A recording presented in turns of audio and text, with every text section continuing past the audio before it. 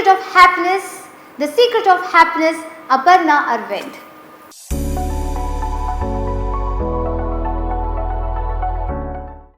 Our brains are focused on survival.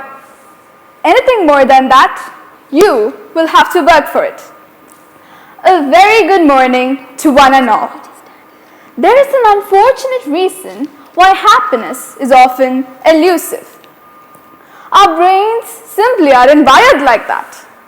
Instead, they have evolved to survive, to protect ourselves, and to keep us safe. Sure, we have moments of elation and periods of contentment and bliss. But many of us are plagued with persistent negative emotions. It's like we are just plain stuck in the blast. How do we find more joy in our life? Like anything else, it takes practice to cultivate ongoing happiness. If we are able to find that happiness in our life, then not only our brain, but no one will be able to make our situations perplexed. Now, I would like to take you through a story about a boy who wanted to know about the secret of happiness from the wisest man on the earth. The boy traveled through the deserts, mountains, and plains in search of this man. He soon reached a huge castle where he was set to reside. The boy at first expected the man to live like a sage, with a modest and quiet lifestyle. But what he saw was the castle was completely filled with different activities everywhere. It was like a gala. People were conversing on the sides. The orchestra was playing music. And finally, he saw a table filled with platters of the most delicious food that you can ever think of. The boy had to wait for several hours to meet the man. The wise man listened attentively to his curiosity to know about the secret of happiness. He suggested the boy to take a look around his huge castle and to come back in 2 hours. He also handed over a spoon which had 2 drops of oil and asked the boy not to spill it. The boy came after 2 hours. "Well," said the wise man, "did you see the beautiful manuscripts that were kept in the library? Did you see the garden that took the master gardener 10 years to create?" The boy was embarrassed. He confessed that he had observed nothing, as his only concern was not to drop the oil. "Well, then go back and observe the marvels of my world," said the wise man. Relieved, the boy picked up the spoon and continued his exploration around the palace, this time more conscious on the surroundings. He came back and narrated everything that he had seen in such a detail. "But where are the drops of oil I entrusted you with?" asked the wise man. Looking down, the boy realized that the oil was spilled. "Well, there's only one piece of advice that I can give you, my boy," said the wise man. "The secret of happiness is to see the world, see the marvels of the world, and to never forget the drops of oil that were left back in the spoon." The secret of happiness is eternally present in the here and now situation that one must see. The external world is an illusion. It will never ever be able to tell one the secret of the so-called joy until one realizes it. Our minds, they are so designed that we always search for the ultimate and never-ending happiness and keeps indulging in one after another material things until that eternal happiness is found. The 2 situations that I talked about in the story earlier. One, where the boy was too focused in the oil, which is himself, he misses out the palace, which is the world. And the second situation, where the boy was too focused on the palace, which is the world, he misses out himself, which is the oil in the story. In both of these scenarios, it is the same mind that is getting engaged in two completely different things. But the stage is still the same. So this story shows us that it is our mind that keeps changing all the time. The truth will always remain the same. It will never change. If we are able to find that one real truth, then this elusive world will vanish and we will be left with the one and only real happiness. Thank you. And over to you. The third contestant, she is Sheetal Adkadkam. Cross it over, Sheetal Adkadkam.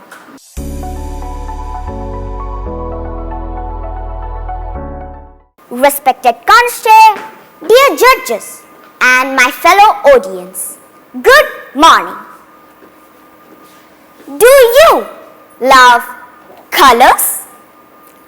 I make sense of the world through colorful pictures and stories. See these lovely colorful pencils? These are my prized possession.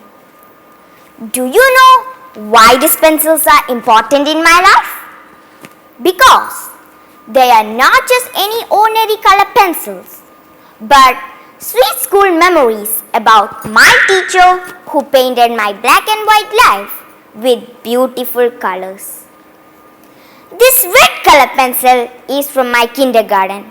This yellow color pencil is from my KG2. This green color pencil is from my first standard, and so on. Today, I don't use these pencils anymore, but my collection habit continue to cherish some motivating memories. Learning is a lifelong process, is it? It puts new ideas in your brain, even though it is a difficult task to do. What do you think? One of my best memories in my primary school days was when I started using pen. Now, I'm sure that you all make many mistakes while writing. Well, I also made many mistakes while writing in my primary grade. I would try very hard to erase it before submitting it to my class teacher. Sometimes I used to make zebra costumes upon it to hide it. Or it looked like a shade-side road with no traffic. I used chalk to clean my mistakes, but it would later reappear. So I opted for something different. This time I used saliva. It worked well, but using saliva was like a fish that is jumping from the pan into the fire, only to leave holes in my notebook. Then my teacher would repeatedly scold me for being outrageously dirty, but all I tried to do was to cover my errors. And one day, the teacher called me and said, "Sheetal, anytime you make a mistake, just cross it over and move on." She insisted again. "Trying to erase your mistake will only make more damage to your notebook." Being uncomfortable is not something any of us enjoy. I protested. "But ma'am, I don't want people to see my mistakes." She smiled and said, "Dear, trying to erase your mistake will only make more people know about your mess, and the quality is stamped for life." Those words changed my life forever. And that was from my favorite teacher, Miss Rennie Madam. I still remember my first teacher from kindergarten. My favorite teacher from class 1 who taught me not only just letters and colors but the love of learning. But you are a wonderful role model who touch my mind, heart and soul. You make my world so colorful and beautiful. Learning is whatever it is, the empathy and inspiration our teacher give on us will be fixed in our memory for a lifetime. No matter where you go, who you are, you will always carry your teacher in you. Look back and recollect the best teacher who touched your heart. Learning. Life is not always about achieving the goals, but also about learning the lessons from the time, failures and struggles. Dear friends, have you made any mistake in your personal life? Or have you made a blunder at your school like me or at your workplace like my dad? Just cross it over and move on. Ladies and gentlemen, our life is so precious and it is easy to make it colorful. Whenever there is a mistake in our life, as my teacher said, do not stay there and just try to erase them. Just cross it over and move on. Our life will always be very colorful and beautiful like a rainbow. Over to you. Thank you. Ready? Shall we call the next contestant? She is Tushara Endi. Kindness. Tushara Endi.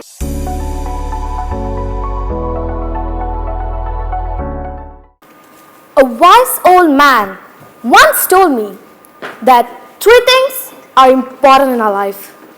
First, to be kind. Second, to be kind. And third, yes, to be kind. Hi, and very warm good morning to all. I stand here with great privilege to talk about. Well, you will discover it sooner or later. Let me see how many of them pay attention towards me. Alright. Do you all know what kindness is? Well, kindness comes in various ways, but the simplest way is to give a smile. Yes, you heard it right. Even a simple smile can help someone with the current situation they are dealing with, whether it's good or bad. You could smile to everyone, even if they don't smile back. What matters is your smile can make their day. Kindness involves being empathetic and considerate towards others. It should be shown both towards nature as well as animals.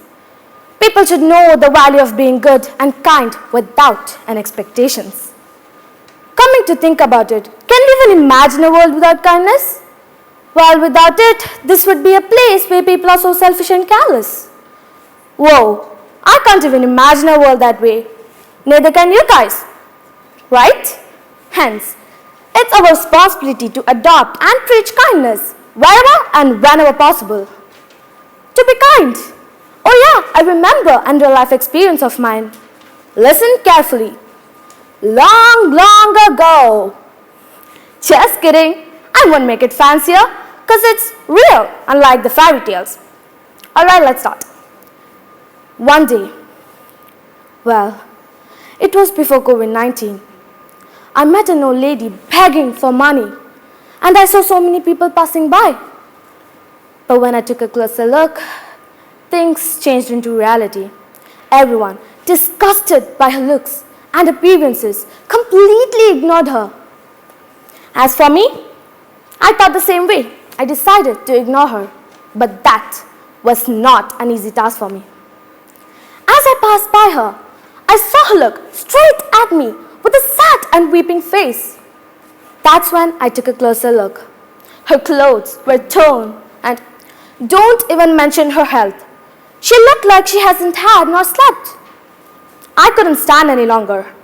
As I went towards her, suddenly she changed her expression into a sweet, beautiful smile. I was moved by that act. But what I heard next really touched my heart. She told me that she was collecting the money for past 1 month just to meet her grandchild, as their closest was as close as the love of a mother to her child. Wow. Here, I had 10 rupees, perfect for a bus as I had to catch one later. But listening to her life story, I thought to myself that more than me, this lady needs the money. As for me, I could stay at my friend's house, which is at nearby distance. So, did as planned, gave the money to the old lady. Her happiness knew no bounds. But to be honest, more than her, my heart felt happy and content. Best feeling ever. Now, you will ask, whoa, hold on a sec. Why am I giving the money to the old lady? She may have tricked me by telling lies.